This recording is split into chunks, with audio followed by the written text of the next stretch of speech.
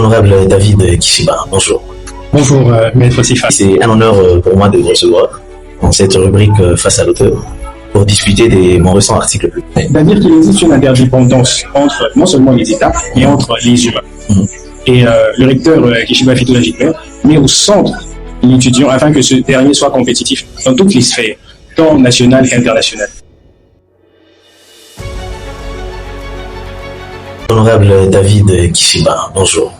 Bonjour, Maître Sifas. Vous allez bien ce matin? Magnifique. Et vous? C'est absolument maîtrisable. Tout est absolument maîtrisable. Merci, c'est un honneur pour moi de vous recevoir dans cette rubrique Face à l'auteur pour discuter des mon récent article publié sur le leadership intellectuel, le développement africain, avec la figure prise de Gilbert Kishiba Fitoula, aujourd'hui recteur de l'université de Lubumbashi. Alors, je vous dis merci d'avoir accepté notre invitation. Je vous dis merci. Je suis très touché d'être en ces lieux avec vous, écrivain de qualité dont la plume touche nos internautes qui se retrouvent un peu partout. Merci. Alors, pour commencer, dans le vif de mon article, je suis en train de présenter le développement africain comme une réalité plurielle et dynamique, dépassant la simple croissance économique pour englober la justice sociale, l'équité des genres et la durabilité environnementale. Mais pourriez-vous, selon vos mots, après lecture de cet article, selon votre compréhension, dégager et approfondir cette conception globale du développement et selon vous, en quoi le leadership intellectuel, incarné notamment par le professeur ordinaire Gilbert Kishiba Fitoula, joue-t-il un rôle dans la relance du développement africain véritablement autonome et inclusif?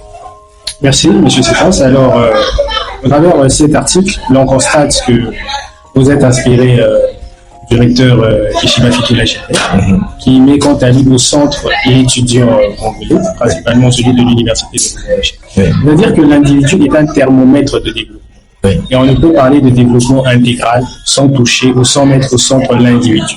C'est justement ce que votre écrit cherche à redonner ou à prouver. Au travers de ces écrits, on se plonge dans différentes sphères, surtout dans la sphère intellectuelle, afin de rechercher des solutions, en mettant au centre de tout cela l'individu, principalement le Congolais ou l'Africain.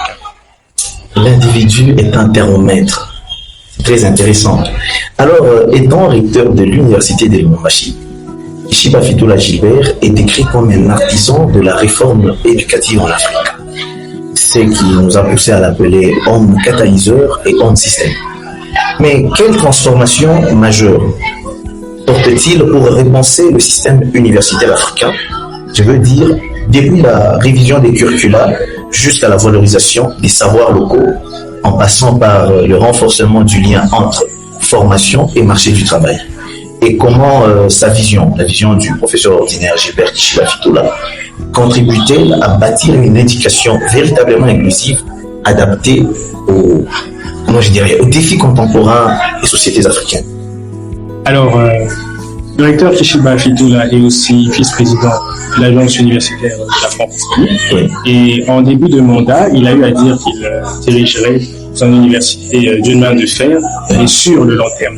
C'est-à-dire qu'il existe une interdépendance entre non seulement les États, mais entre les humains.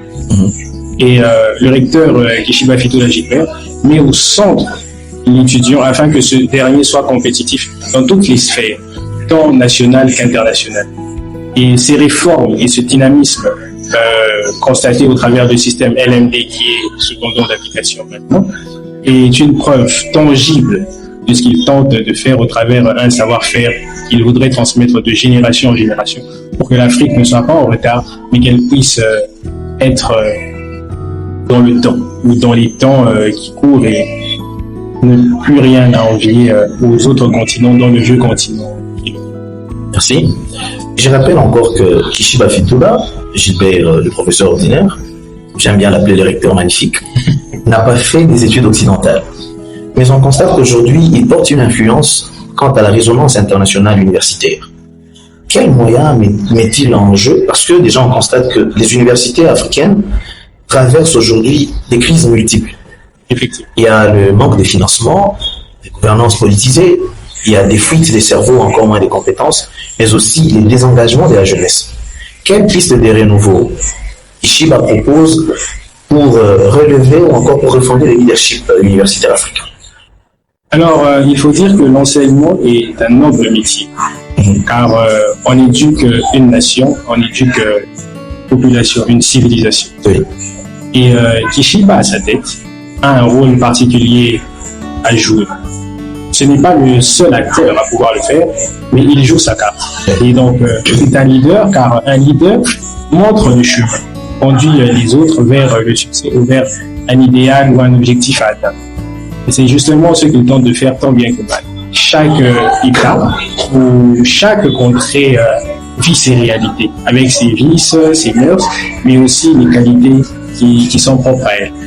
Et en voulant un changement, il faudrait être capable de s'en donner les moyens et de laisser le temps au temps, car le temps est maître des vérités puisqu'il fait bien les choses. Le temps est maître des vérités puisqu'il fait bien les choses.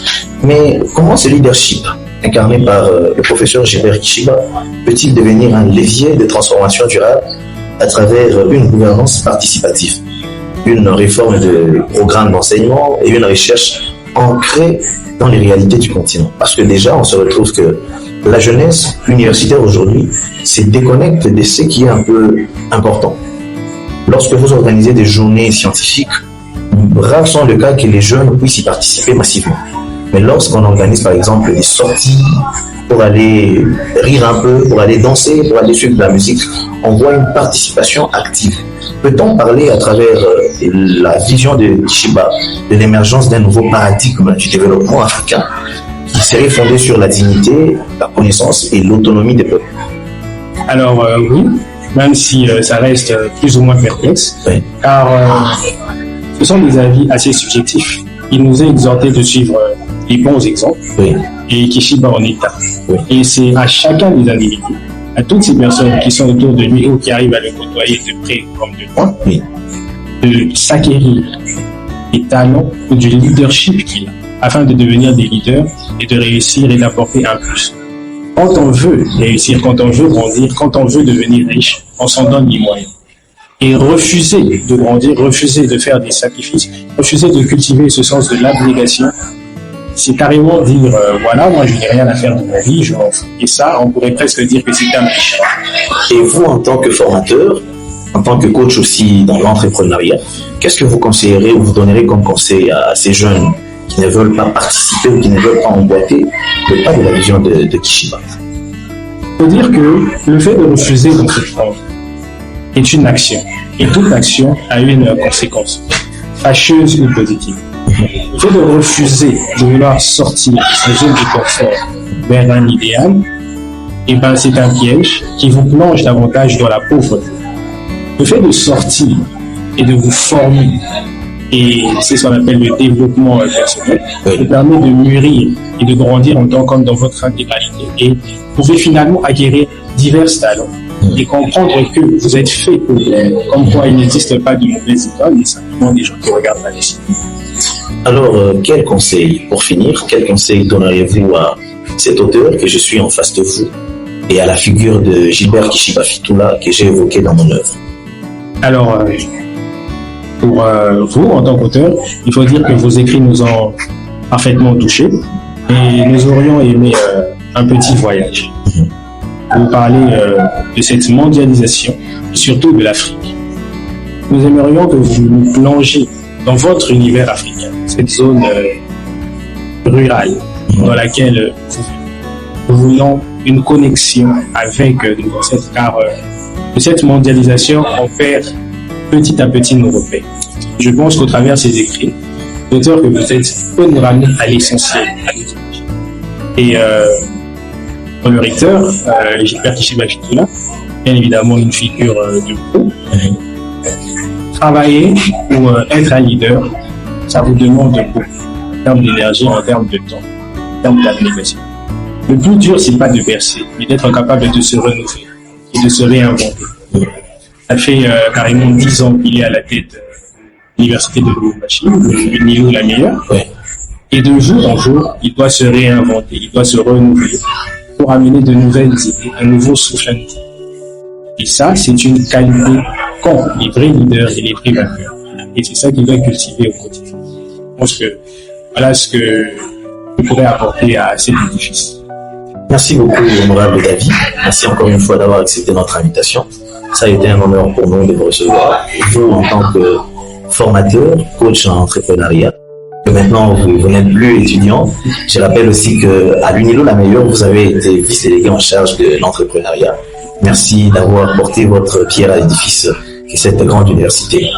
Merci à vous. J'ose espérer que l'on pourra publier un article en pleine collaboration entre nous deux, car vous méritez énormément d'éloges pour ce que vous faites à un si jeune âge. Merci beaucoup. Nous sommes ouverts et vous êtes aussi bienvenus. Merci bien et bonne journée à vous. Pareil. Merci bien.